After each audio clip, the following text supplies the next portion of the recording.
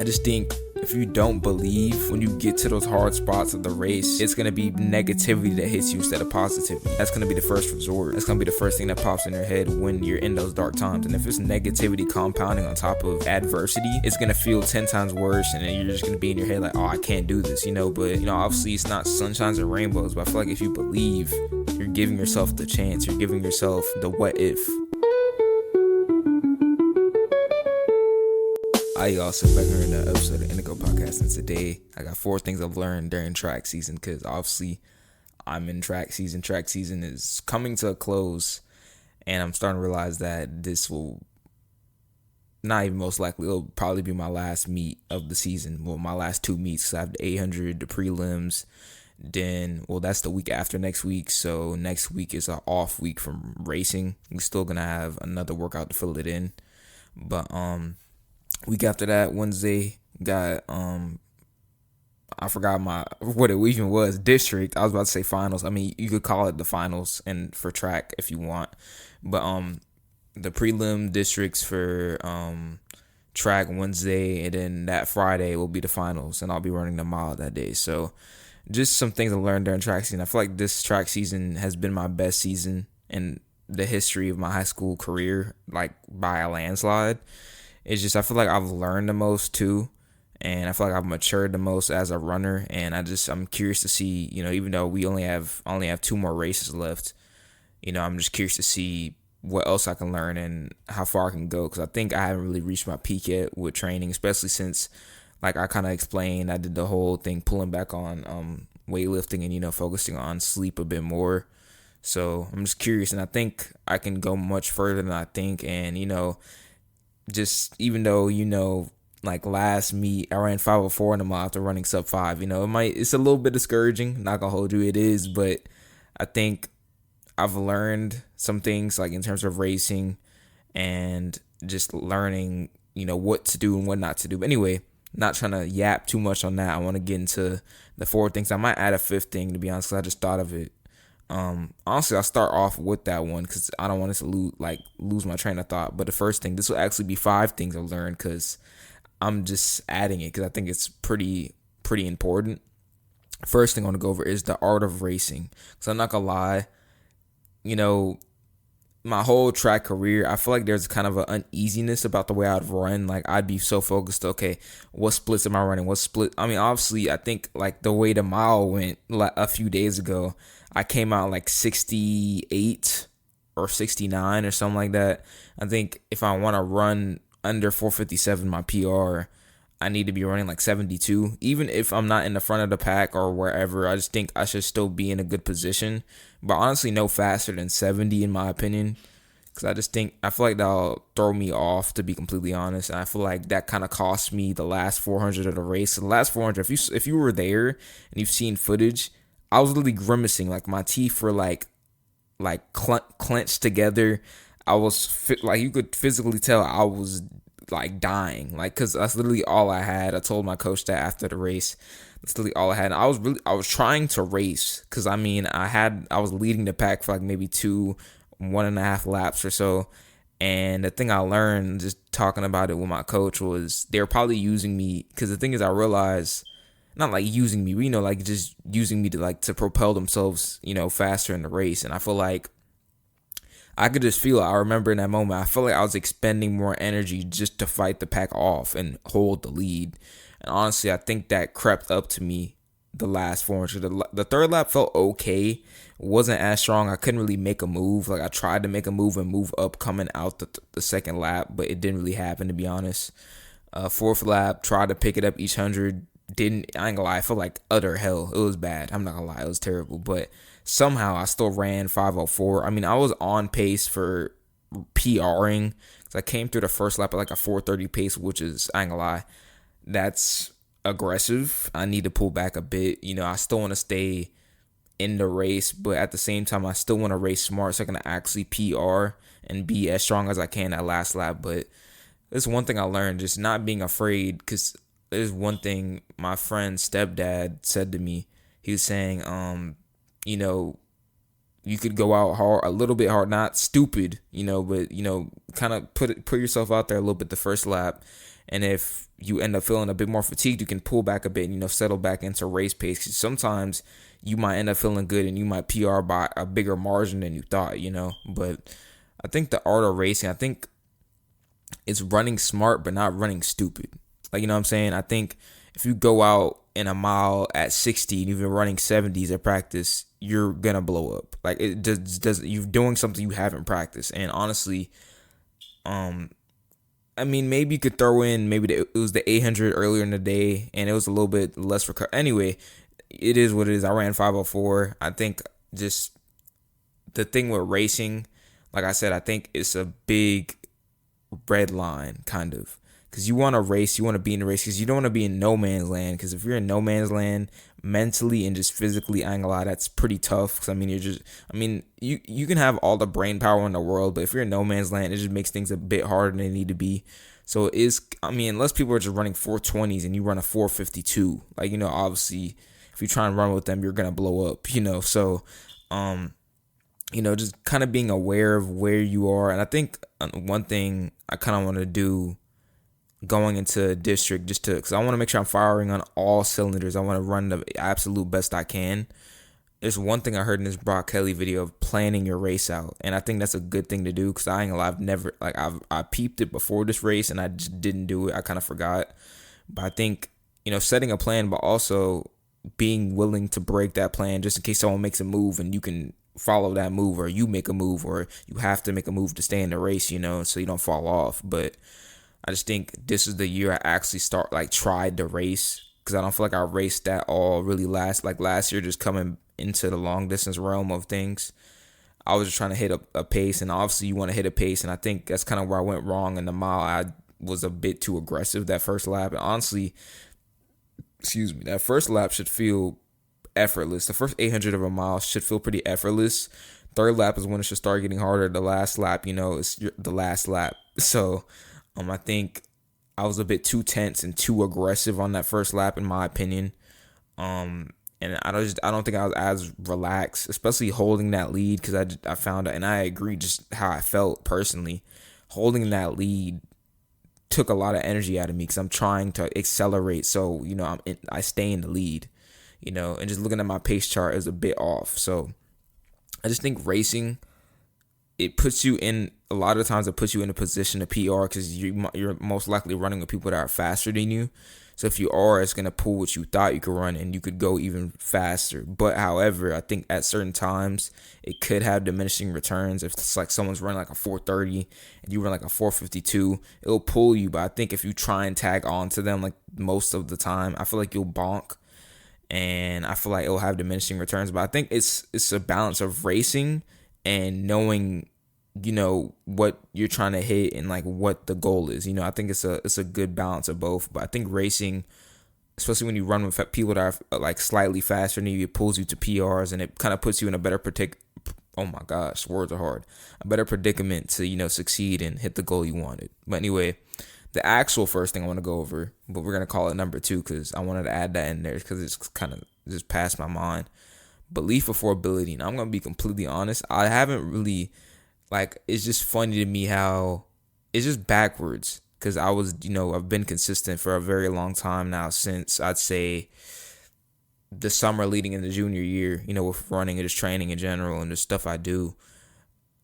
I still didn't really believe in what I was doing until now, because I feel like with that sub 5 mile, that really proved to myself that, you could actually do something crazy at district. You're actually who you want to be and who you say you are. I just think as human beings, if you don't believe in what you're doing, it's not gonna fully carry out the way you want it to. And I just feel like when things hit the fan, like with the mile, in my opinion, that kind of hit the fan literally. The last lap was like utter hell. Like literally, like it was hell. It was the worst feeling I've ever felt. It still didn't look terrible, but I just think if you don't believe, when you get to those hard spots of the race, it's going to be negativity that hits you instead of positivity. You know what I'm saying? That's going to be the first resort.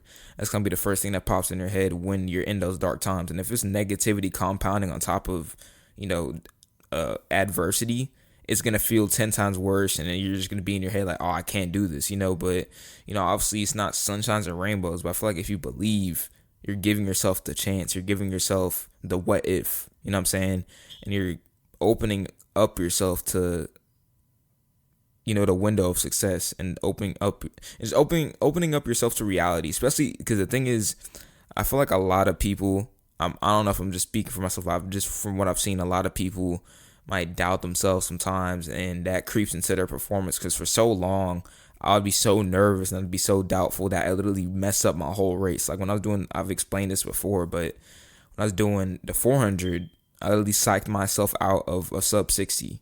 I think that's what happened, because the thing is, a lot of the times we're in the shape. I think I've been in sub 5 mile shape for the long, obviously lifting 6 times a week probably didn't help, and sleep being inconsistent probably didn't help. But I think another thing too, I just didn't fully believe in what I was doing. And I honestly don't know why, because sometimes you might compare and you might be like, oh, this person's doing more than me, whoop de whoop. And it kind of throws you off, I just think I didn't fully believe. I don't feel like I was really proud until I ran that sub 5 mile. Because after that, the whole shift, like my whole mind shift changed. I'm like, yo, like, all right, like, okay. I started actually like seeing like, dang, okay, I can actually do this, And the funny thing is, I've been doing it for so long. It's just, you need that one win, that one moment to just flip it and be like, all right, I see what I've been doing. Because the thing with consistency, honestly,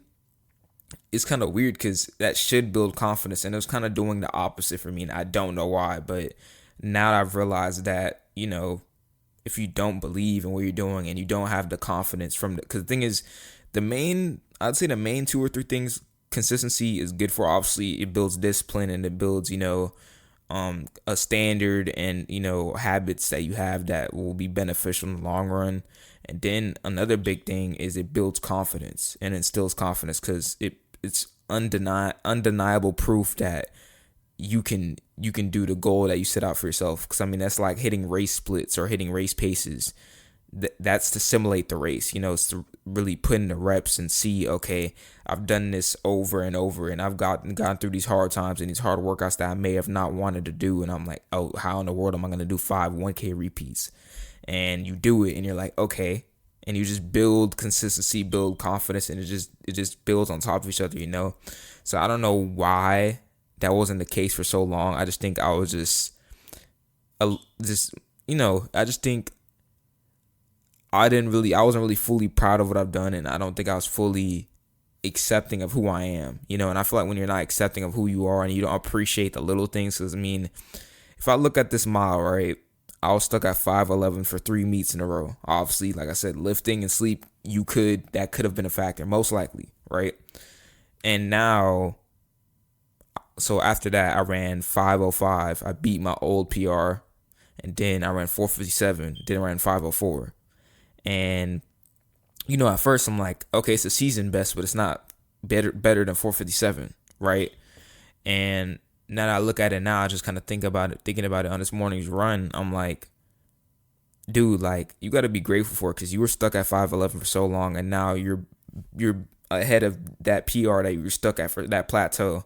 So you should be grateful you're on the other side of it, and you get another chance to PR at district, So, and also that last meet, I ran a PR by like a tenth of a second, but it counts. Technically speaking, it counts, even though at first I didn't think it counted. But I told someone, I'm like, if I ran that version of me, which was 2 days ago, versus the one that ran, because basically I'm talking about the 800, I ran 2:12.03 a few days ago, and then before that I ran 2:12.3.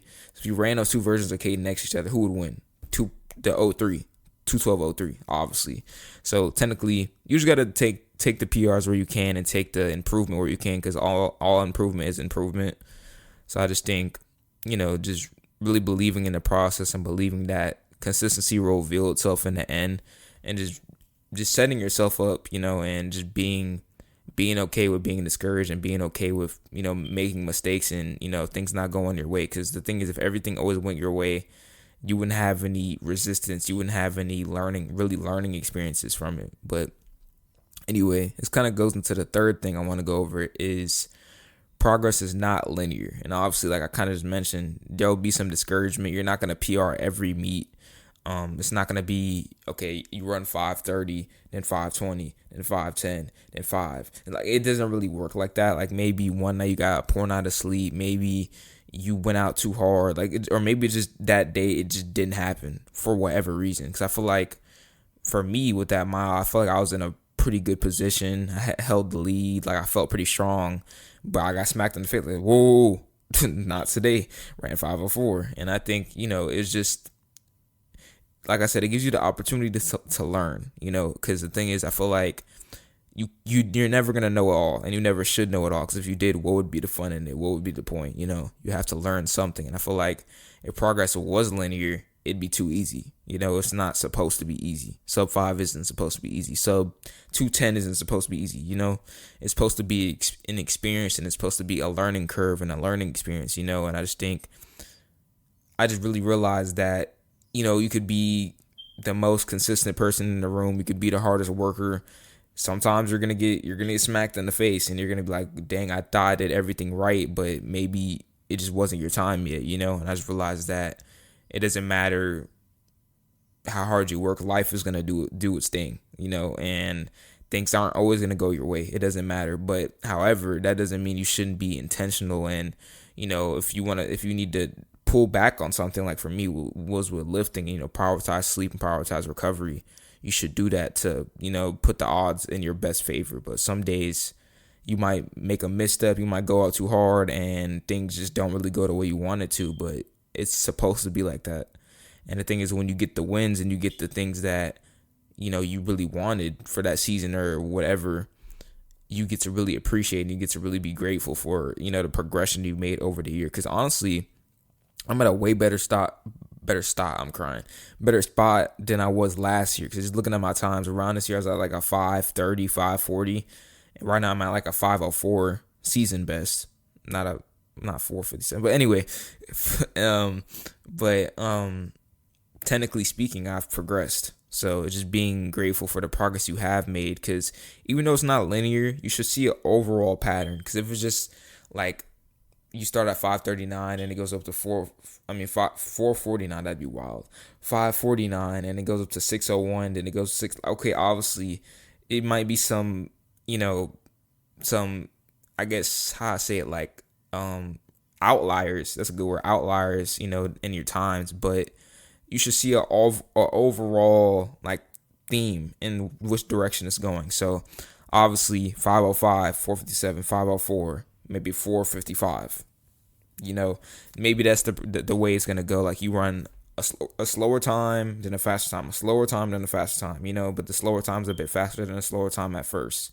That's a lot of words, but because I think everybody's progression is different too. You can't look at someone else's progress and be like, "Oh, that's how I'm gonna progress." Everybody's body's different. Everybody, nervous systems are different. So the way you progress is going to be different from person A to person B. So you might run a slower time than a faster time, or they might run a faster time back to back. They run a slower time. You know what I'm saying?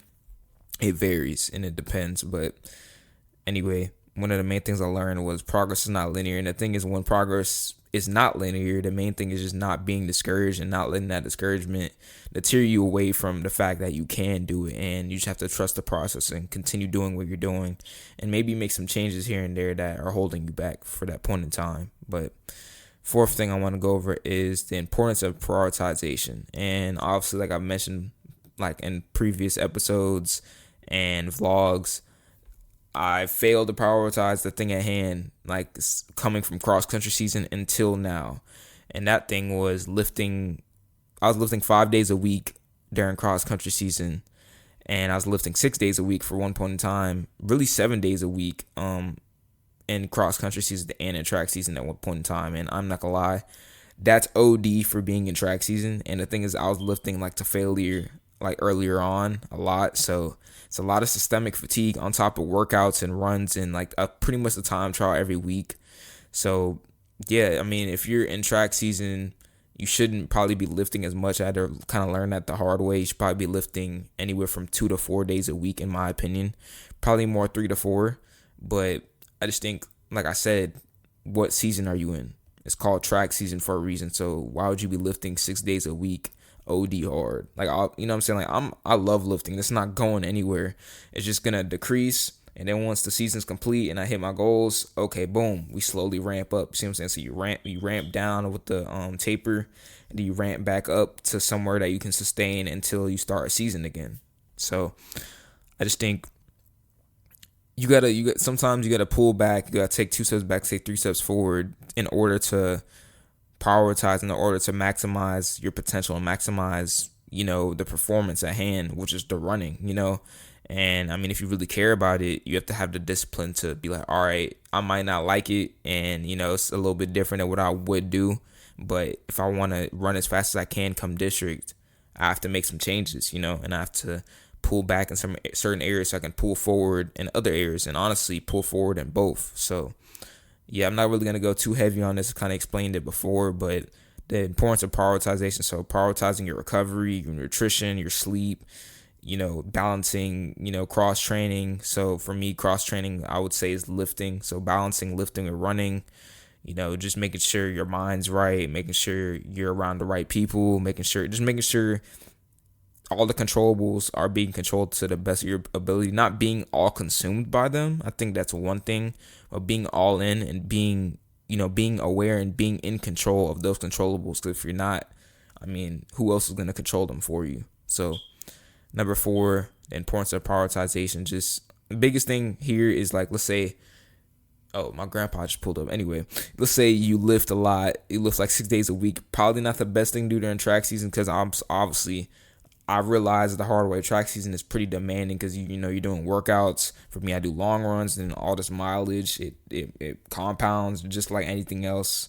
And then the lifting, the systemic fatigue, if you're going really hard, like if you're taking it really serious, it'll compound as well.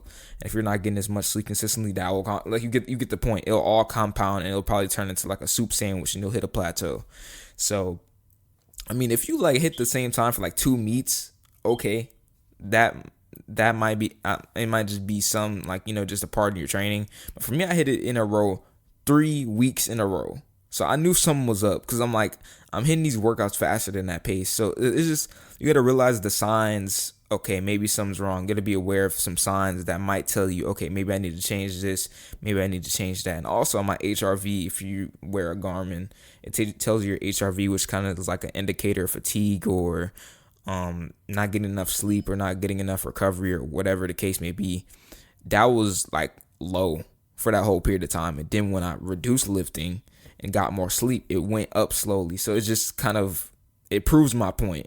You have to prioritize the thing at hand, because if you don't, other things in your life that you're kind of going full force with, when you're trying to go full force with the thing during the season, it might compound and pull away from the most you can do during that period of time. All right, so the last thing I want to go over in this episode is your time does not equal your worth. The process does. So I just think, like, for example, I think when things don't go the way we want, like kind of how it did a couple of days ago with the mile. Well, even though it's a season best, to me, I ain't gonna lie, that wasn't satisfactory enough. That's not the goal I set out for that day.